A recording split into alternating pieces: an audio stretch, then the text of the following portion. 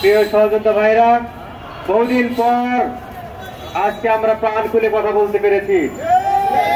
আর কি কেউ বলতে চান? সুযোগ আছে, এখনো সুযোগ আছে।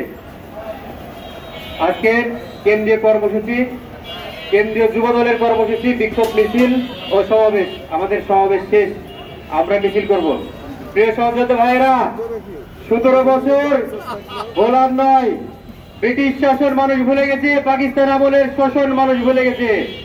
শেখ হাসিনার রক্তচক্ষুর শেখ হাসিনার শাসন মানুষ বলতে পারবে না, পারবে? প্রতিটি ঘরে ঘরে লাশ, তাজা রক্তের গন্ধ, প্রতিটি মায়ের কোলে হাহাকার, প্রতিটি ভাইয়ের বুকে কষ্ট। বাংলাদেশের সাধারণ মানুষের বাজারে গেলে কান্নার নিঃশব্দ যে কান্না বেড়ে গেছি। বাংলাদেশের মানুষের এখন সুযোগ এসেছে এই শাসনের পতনের পর। কিসের সুযোগ?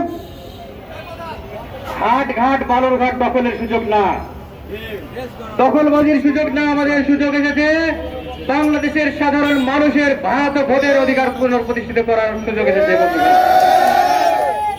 বাংলাদেশে বহুদলীয় গণতন্ত্রের প্রবর্তক শহীদ প্রেসিডেন্ট জিয়াউর রহমানের যোগ্য উত্তরসূরি, বাংলাদেশের 18 কোটি মানুষের হৃদয়ে যার অবস্থান, বাংলাদেশ জাতীয়তাবাদী দল বিএনপির ভারপ্রাপ্ত চেয়ারম্যান দেশনায়ক তারেক রহমানকে দেশে ফিরে আনার সুযোগ এসেছে।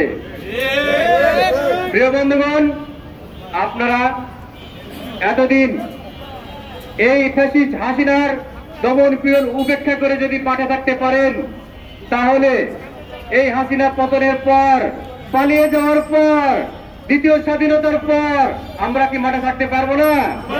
আমরা কি দেশনায়ক তারেক রহমানকে দেশে ফিরে আনতে পারবো? দেশনায়ক তারেক রহমানকে আনার জন্য যে কোনো কর্মসূচি পালন করতে পারবো কিনা? আজকে আমরা এই সমাবেশ থেকে শপথ নেই, দেশনায়ক তারেক রহমান বাংলাদেশে ফিরে আসা পর্যন্ত বাংলাদেশ জাতীয়তাবাদী যুব দল রাজশাহী জেলা শাখা মাঠে ছিল, মাঠে থাকবে এবং দেশনায়ক তারেক রহমানের নেতৃত্বে বাংলাদেশ জাতীয়তাবাদী দল এদেশের সরকার গঠন করবে। আমার বাংলাদেশে গণতন্ত্র পুনঃপ্রতিষ্ঠিত হবে, বাংলাদেশের মানুষ ভাত ও ভোটের অধিকার ফিরে পাবে। এই আশা ব্যক্ত রেখে সকলকেই আমি আজকের এই মিছিলে সুশৃঙ্খল ভাবে মিছিল করব। আমরা এই মিছিলে